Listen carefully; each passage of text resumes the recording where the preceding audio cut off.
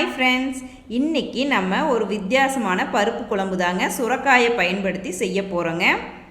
இது பார்த்திங்கன்னா சாதம், தோசை, சப்பாத்தியோடு வச்சு பரிமாறலாங்க. அதுவும் இது பார்த்திங்கன்னா ஒன் பாட் ரெசிப்பிங்க. பேச்சுலர்ஸ்க்கு ரொம்ப யூஸ்ஃபுல்லாக இருக்கும். வாங்க வீடியோக்குள்ளே போகலாம். ஃபஸ்ட்டு நம்ம வேக வைக்கிறதுக்காக ஒரு குக்கர் எடுத்துட்டு அதில் நம்ம அரை மணி நேரம் ஊற வச்சுருந்த துவரம் பருப்பு, இது நான் டீ குடிக்கிற டம்ளரில் அரை கப்பு எடுத்துக்கிட்டேங்க. தண்ணியை வடிச்சிட்டு சேர்த்திக்கோங்க. அடுத்ததாக பார்த்தீங்கன்னா பாசி பருப்புங்க. இது டீ குடிக்கிற டம்ளரில் 1/4 கப்பு அளவுக்கு எடுத்துக்கிட்டேங்க. இதையும் அரை மணி நேரம் ஊற வச்சு தண்ணியை வடிச்சிட்டு சேர்த்திக்கிறேங்க. எப்பவுமே நம்ம துவரம் பருப்பு மட்டும்தான் யூஸ் பண்ணுவோம். இன்றைக்கி நம்ம துவரம் பருப்பு, பாசிப்பருப்பு ரெண்டையும் சேர்த்தி நம்ம பருப்பு குழம்பு செய்ய போகிறோங்க. அடுத்ததாக சுரைக்காய்ங்க. இது நல்லா எலசாக இருக்கணும், ரொம்ப முத்துனதாக இருக்கக்கூடாது. இது நான் 2 கைப்பிடி அளவுக்கு கட் பண்ணிவிட்டு சேர்த்திக்கிட்டேன். அடுத்ததாக வெங்காயம் 1 பொடியாக கட் பண்ணதை சேர்த்திக்கலாம். பச்சை மிளகாய் 2 விதையை நீக்கிட்டு சேர்த்திக்கோங்க. காஞ்ச மிளகாய் 4 இதையும் விதையை நீக்கிட்டு சேர்த்திக்கோங்க. உங்களுக்கு காரம் எந்த அளவுக்கு வேணுமோ அந்த அளவுக்கு சேர்த்திக்கோங்க. பூண்டு 4 பல் கட் பண்ணிவிட்டு சேர்த்திக்கோங்க.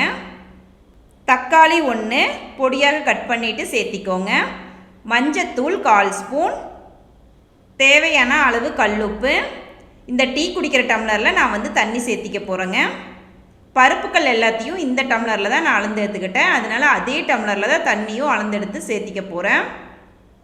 நான் 2 டம்ளர் அளவுக்கு தண்ணி சேர்த்திக்கிட்டேன். இப்போ இதை எல்லாத்தையும் நல்லா கலக்கி விட்டுறலாம்.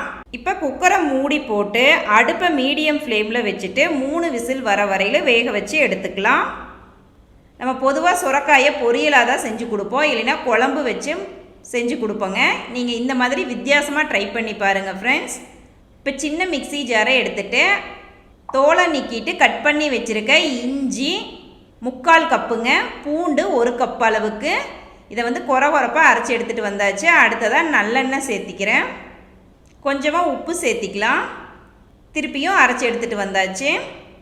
நான் இந்த மாதிரி தான் இஞ்சி பூண்டு பேஸ்ட்டு ரெடி பண்ணுவேங்க. தண்ணி எதுவும் சேர்த்து அரைக்க மாட்டேன். இப்போ பார்த்திங்கன்னா விசில் வந்துருச்சு. நம்ம அடுப்பை ஆஃப் பண்ணிவிட்டு ஆற வச்சிடலாம். இப்போ இதை ஈரம் இல்லாத ஒரு கண்ணாடி ஜாரில் நான் ஸ்டோர் பண்ணிக்குவேங்க. தேவைப்படும் போது அப்பப்போ ஃப்ரிட்ஜில் இருந்து நான் எடுத்து யூஸ் பண்ணிக்குவேன்.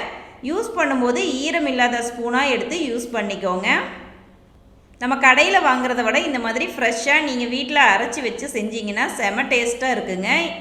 நான் சமையல் செய்யும் போதே டைம் கிடைக்கும் போது இந்த மாதிரி சைடில் இஞ்சி பூண்டு பேஸ்ட்டு, ஏதாவது சாம்பார் பொடி, ரசப்பொடி ஏதாவது ப்ரிப்பேர் பண்ணணுன்னா இந்த மாதிரி நான் ரெடி பண்ணி வச்சுக்குவேங்க. விசில் இறங்கினதுக்கப்புறம் நம்ம ஓப்பன் பண்ணி பார்க்கலாம். பருப்புகளும் காய்களும் நல்லா வெந்து வந்துருச்சு. இந்த ஸ்டேஜில் நம்ம இந்த மாதிரி பருப்பு கடையிற மத்தை வச்சு நல்லா மேஷ் பண்ணி எடுத்துக்கலாங்க. பொதுவாக குழந்தைங்க காய்களை பொரியலாக செஞ்சு கொடுத்தா சாப்பிட மாட்டாங்க. நம்ம இந்த மாதிரி பருப்புகளோட வேக வச்சு நம்ம இந்த மாதிரி கடைஞ்சி கொடுக்கும்போது குழந்தைங்க விரும்பி சாப்பிடுவாங்க. இப்போ நல்லா மேஷ் பண்ணி எடுத்தாச்சு. அடுத்ததாக இதுக்கு ஒரு தாளிப்பு கொடுத்துடலாம். அதுக்கு ஒரு ஃப்ரை பேனை அடுப்பில் வச்சுட்டு எண்ணெய் சேர்த்திக்கலாம். எண்ணெய்க்கு பதிலாக நீங்கள் நெய் கூட சேர்த்திக்கலாம். எண்ணெய் காஞ்சதுக்கப்புறம் கடுகு 1/4 ஸ்பூன், கடுகு பொரிஞ்சு வந்ததுக்கப்புறம் சீரகம் 1 ஸ்பூன்.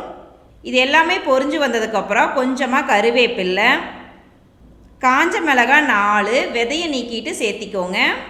பெருங்காயத்தூள் சிறிதளவு. அடுப்பு சிம்மிலேயே வச்சுட்டு நல்லா ஃப்ரை பண்ணிக்கோங்க. இப்போ தாளித்ததை நம்ம ஆல்ரெடி மேஷ் பண்ணி வச்சுருக்க பருப்பில் சேர்த்திடலாம். உப்பு காரமெல்லாம் உங்களுக்கு தகுந்த மாதிரி சேர்த்திக்கோங்க. குழந்தைகளுக்கெல்லாம் கொடுக்கும்போது நம்ம நெய் சேர்த்தி ஆட் பண்ணி கொடுத்தோம் அப்படின்னா செமையாக டேஸ்ட்டாக இருக்குங்க. இப்போ இது எல்லாத்தையும் நல்லா கலக்கி விட்டுறலாம். நல்லா திக்காக தாங்க இருக்கணும் இந்த பருப்பு குழம்பு. இதை நீங்கள் சாதத்தோடையும் வச்சு சாப்பிட்லாம், தோசையோடு வச்சு சாப்பிட்லாம், சப்பாத்தியோட கூட வச்சு சாப்பிட்லாங்க. செம்மையாக இருக்குங்க. கடைசியாக பொடியாக கட் பண்ணி வச்சுருக்க கொத்தமல்லி இலையை தூவி விட்டுக்கலாம். இப்போ நம்ம அரை எலுமிச்சையை ஜூஸ் பிழிஞ்சு விட்டுறலாங்க. இது எதுக்காக ஆட் பண்ணுறோம் அப்படின்னா நம்ம பருப்பு குழம்புல நல்லா புளிப்பு சுவையாக இருக்கும். அது ஒரு டிஃப்ரெண்ட் டேஸ்ட்டாக இருக்கும். இப்போ இது எல்லாத்தையும் நல்லா கலக்கி விட்டுறலாம். அவ்வளவு தாங்க, சூப்பரான சுவையில் சுரைக்காய் சேர்த்து பருப்பு குழம்பு ரெடி பண்ணியாச்சுங்க. நீங்களும் இந்த ரெசிப்பியை உங்கள் வீட்டு கிச்சனில் மறக்காமல் ட்ரை பண்ணி பாருங்கள் ஃப்ரெண்ட்ஸ். எப்படி வந்துச்சுன்னு கமெண்ட்ஸ் பண்ணுங்கள். நெக்ஸ்ட் வீடியோவில் உங்களை புதுவித ரெசிபியுடன் மீட் பண்ணுறேங்க. Bye bye friends.